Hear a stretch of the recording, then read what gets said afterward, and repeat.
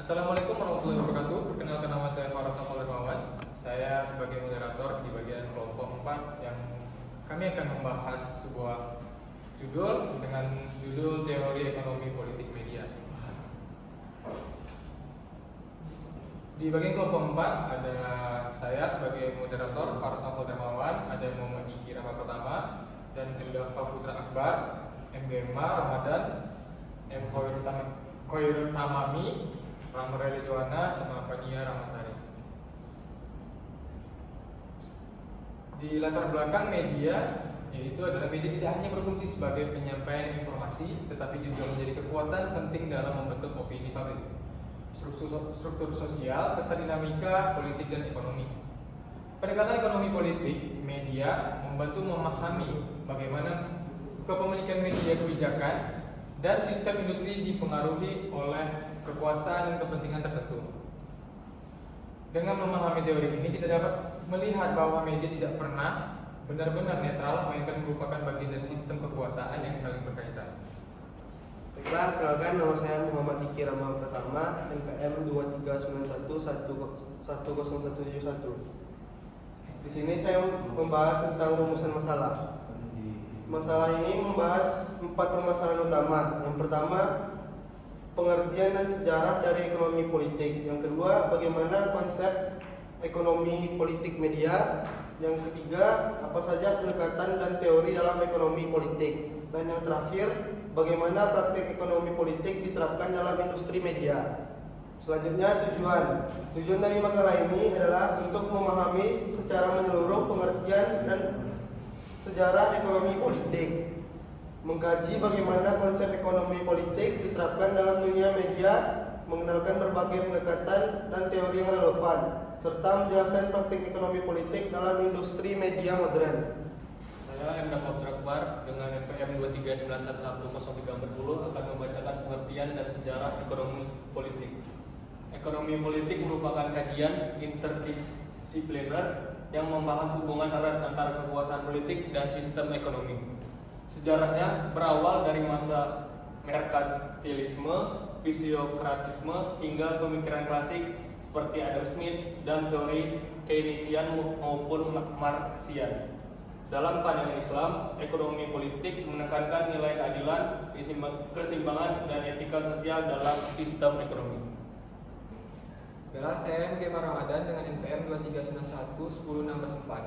Kali ini saya akan membahas tentang materi konseptualisasi ekonomi politik media.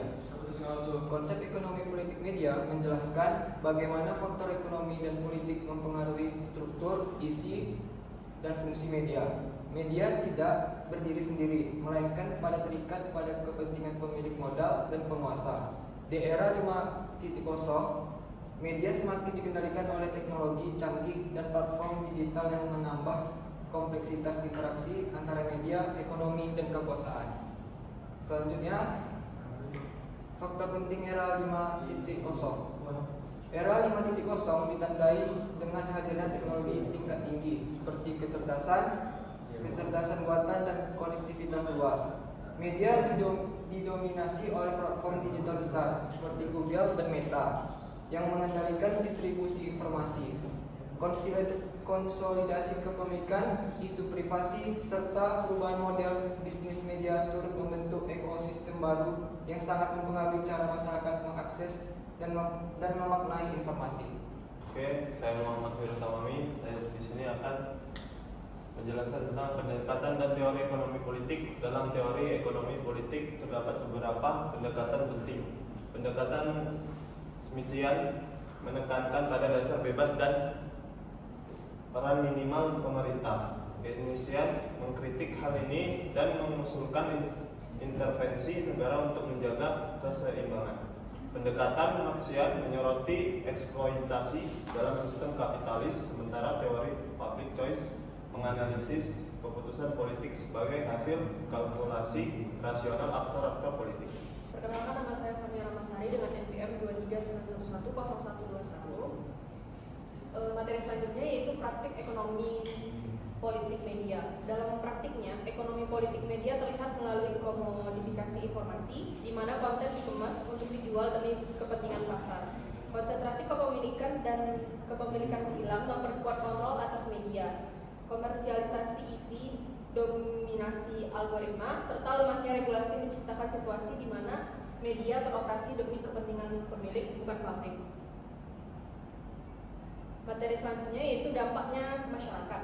Dampak dari sistem ini sangat besar bagi masyarakat. Media menjadi alat kekuasaan elit yang bukan ruang demokratis yang netral. Jurnalisme independen semakin terpinggirkan. Informasi menjadi biasa dan masyarakat lebih sering berperan sebagai konsumen pasif, bukan warga yang aktif dan kritis dalam menyikapi isu-isu publik.